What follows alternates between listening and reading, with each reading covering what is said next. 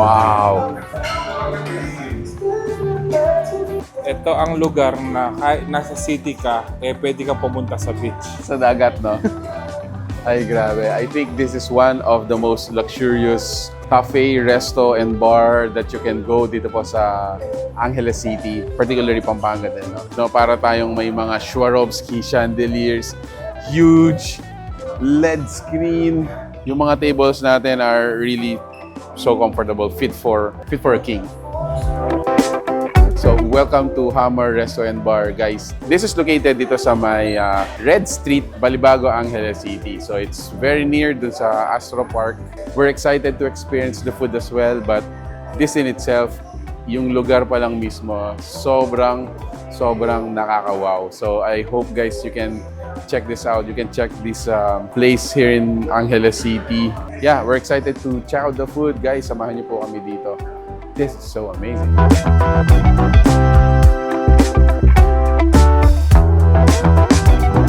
Yeah, kasama natin ngayon siyempre the whole gang and si Ma'am Marilyn Dimaki po.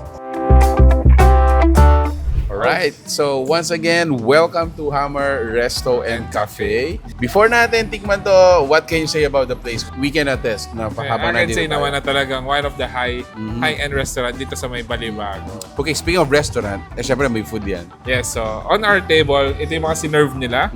So what we have here, syempre meron tayong Wagyu steak. Yes! Carbonara. Pizza. Pizza. Uh-huh. And we have Caesar salad.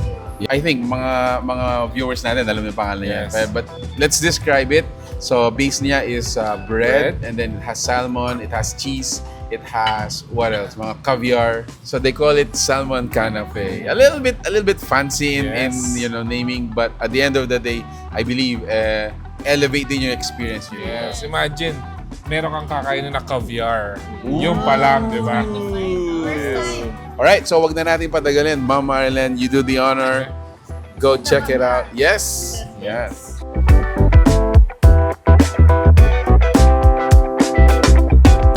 So I thought yung bread niya is super, yung parang crusty. Hindi naman pala. Hindi. So it's a little bit soft.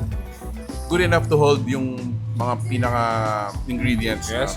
At the same time, nagkaroon siya ng medyo saltiness with the taste ng salmon, caviar, and yung garlic ng bread. Ang bagay na bagay siya sa background. Yes. Oh yeah, taste of the sea. Taste of the sea.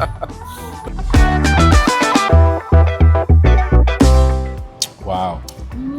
That tastes premium. Wow. Premium. Premium. This tastes classy. So, even though ganito yung place, maganda, napaka-Instagrammable, kumbaga.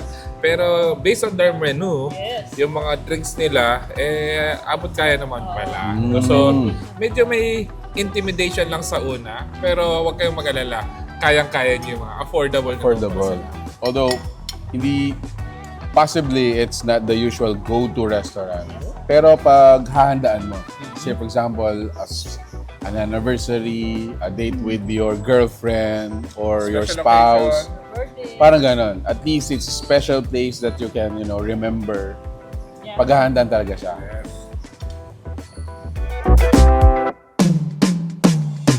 There you go, guys. Once again, another place for you to check out para sa akin. Even though they're just open for less than 2 months. Yes. I think this is a treasure they need to, see. Yeah, so speaking of sea, to give you an idea, this is a 24 hours restaurant and cafe dito sa may Angeles City. Imagine, so sinabi mo kanina, 24 hours Yes. to, Mark. So regardless kung puyat ka sa umaga or puyat ka sa gabi, Or naghahanap ka ng pwedeng puntahan anytime ng of the madaling day. araw. Yes. So Hammer Restaurant Cafe is located dito lang yan sa may corner ng Red Street. Ang pinakamalapit na landmark ay malapit siya doon sa police station. Yes. Yan, so dito yan sa may Balibago, Angeles City. Yes, Alright, sir. so there you go, guys. If you like the food you saw in this video, please give it a thumbs up, share it with your friends, and we hope to see you on the next one. Thank you for watching. We're in Pampanga. Until our next discovery. Peace out. Bye-bye. Bye, guys.